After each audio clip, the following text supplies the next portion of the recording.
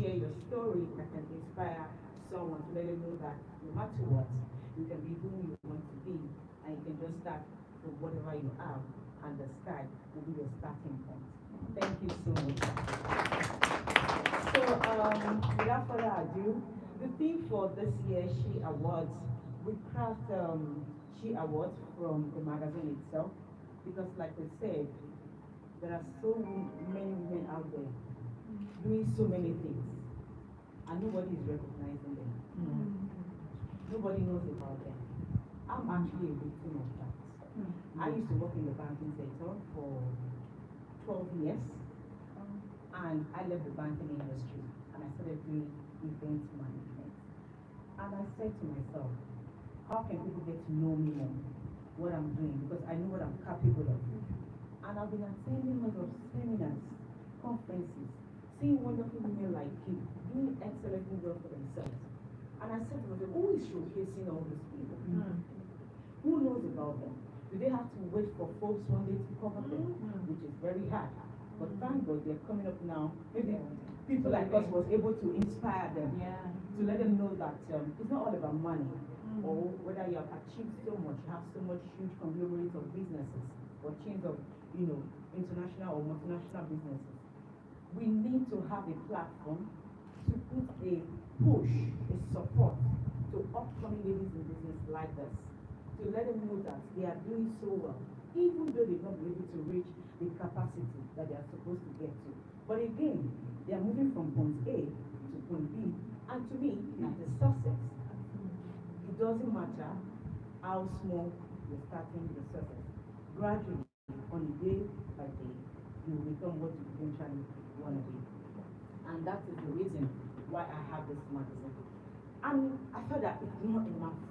I want something more, something different, significant, impactful, efficient, effective. And in Abraham Maslow's hierarchy of human needs, it mentioned self-esteem. It's very important. That's why you see some people with money, they say want power. They want that thing that will give them that confidence. The money can't give them that. So I said to myself, let's have an award that will create and give these people, all these ladies in business, that you are doing wonderfully well. And that was how I decided to start with She Awards Global. And I tell you, we started the award in January 2018 to 2019. The first award show was actually extremely emotional. Emotional because you hear women saying, for the first time in 20 years, in 15 years, this is when someone is recognizing me, and it's as if I'm not doing enough. And it was tears of emotions running down, so, oh, someone can actually see me and see that I'm doing well. So every year, it's been like that. So when I get to Dubai, I was thinking that, oh, it's different. Oh, land with lots of luxury, shining, but it's a lie. It was actually the same thing. And that was when I decided to go global, because I decided that, I found out that this is a global message that needs to be pushed to all the women out there, to encourage them, to support them, and give them advice. This is a platform for training, for them to develop and become who they want to be eventually. Thank you very much. Wow. So, don't let me bore you too much. We just go straight to the theme that we have this year. And the theme says, the Queen of Sustainability. And someone will say, sure now, why did you come with this kind of thing again? The whole world is talking about economical, breakdown, sustainability here and there, and we are the queens in business. So how can we effect this in our daily routine of the business that we're doing from our own individual offices? And that is why I said to myself, let's put together all this queens and let them know that creating and establishing a sustainable business is the way, and also to support the SDG goals for the sustainability strategy. So therefore, I'm going to call on VIP here. They've introduced themselves, but I'm going to call them again to talk about the topic that we are coming here to discuss today. First on my list, I'm going to invite Dr. Moji David. Please, a round of applause for her.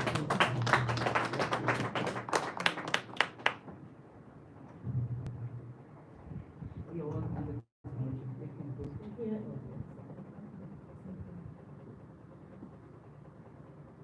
You're welcome, Dr. Moji. Thank you. So the next panel person I'm going to call for this discussion that we're going to have this evening is my darling, Dr. Jasmine from South Africa.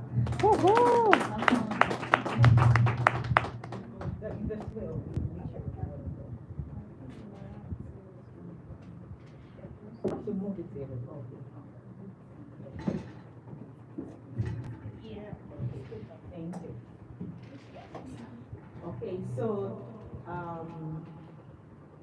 I will need to call on the table, but I need her to introduce herself first because she just walked in.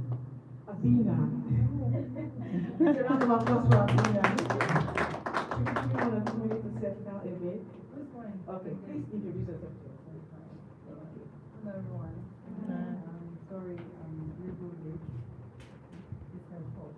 I sent the wrong location. Wow. I'm so sorry. I'm a health economics by Find your place. profession. I work with the biggest environmental sanitation conglomerate in Africa. It's based in Ghana here.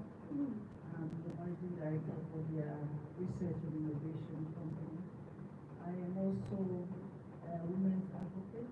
I would call it a gender advocate more because I speak for both men and women.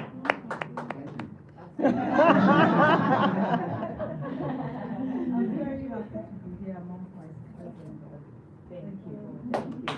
A beautiful welcome to Dr. Abina. Please a round of applause for her too. Thank you. Please come to the seat. Thank you.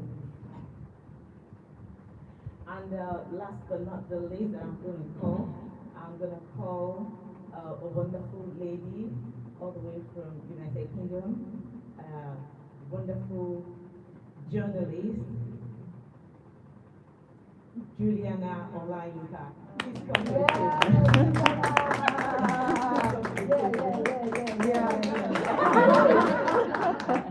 Please we need your attention on the table of the panel. Yeah. Thank you so much. Thank you, wonderful executive queen of sustainability, sitting down right here with us this evening. So we're just going to have this table discussion regarding what we've been mentioning, discussing all about. Knowing fully well that you all are extremely professional and you've been in the system when it comes to business. And as a queen of sustainability that you are, we need you to tell us in your own term and language, how can we make our business sustainable in your own field, according to what you do? Because at the end of the day, whatever we are doing individually is going to transcend to the entire community and the society and the country at large. So if you are able to do yours, I'm able to do my part, and every other person is able to do their part. We are moving forward, isn't it? So I need you each to tell us, how can you make your business sustainable in this crucial time that we're talking about, this economic global sustainable strategy? Thank you. I'll start with you, Dr. Abina, if you mind. Okay. Thank you very much. I think that the buzzword now is sustainability and everybody must be on board. For the business case, I'm going to focus on ladies and business and everything that we are used to from Ambassador. I'll focus on something that we all have to focus on, which is the triple bottom line, which is people, planet, and profit. Whilst we are trying to make money, trying to live off the planet, we must focus really on the next generation. Consumption now with the mindset for the next generation is very important. And I'm speaking like I'm in a lecture hall. So we have to break it down.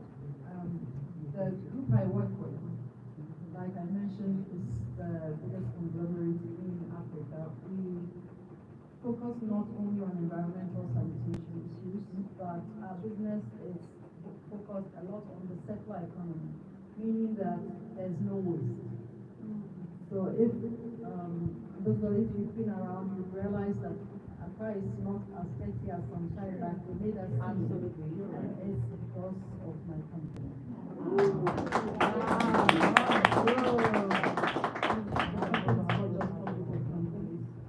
has 60 plus companies, and I mentioned this because circular economy is very important. What we see here, or the filth you would have seen on the streets, like the plastics. We collect waste from the environment. We segregate. Segregation is basically separating them into the different fractions of waste. So in waste, when you collect, you have food, you have plastics, you have whatever. We separate them, and we have right.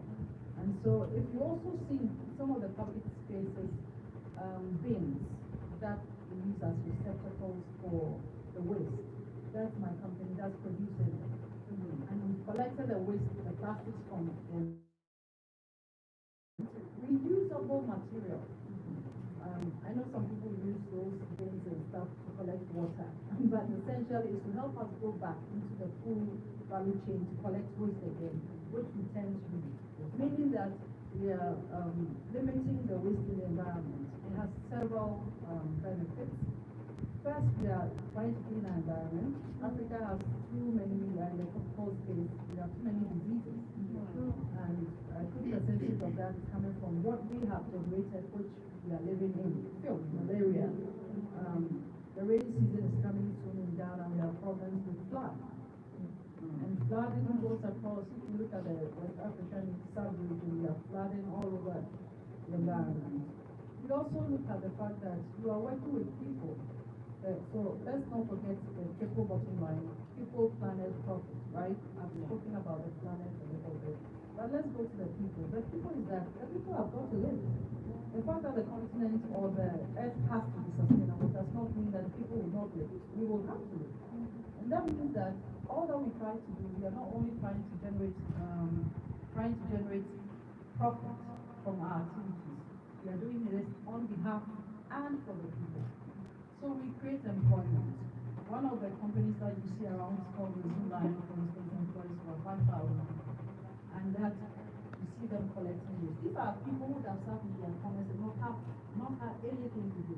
But they've been employed at a different value chain, the circular economy space, for you to be employed at different paths.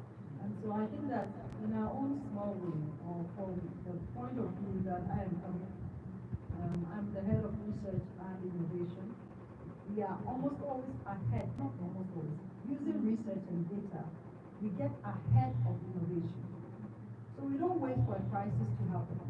We collect the information and you analyze to get a trend and say that it is possible that with climate change happening now, we could have worse flood this year. So this is to influence policy. Government should do this, government should do that. So I've just used my business to explain. If questions come a bit later, you'll understand a little more. Thank you. Thank you very much, Dr. Abina, for that brief explanation.